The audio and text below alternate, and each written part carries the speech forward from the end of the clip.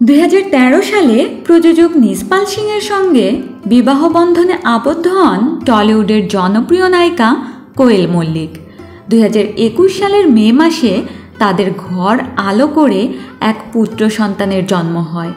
এর ঠিক 4 বছর পর আবারও সুসংবাদ দিলেন এই নায়িকা।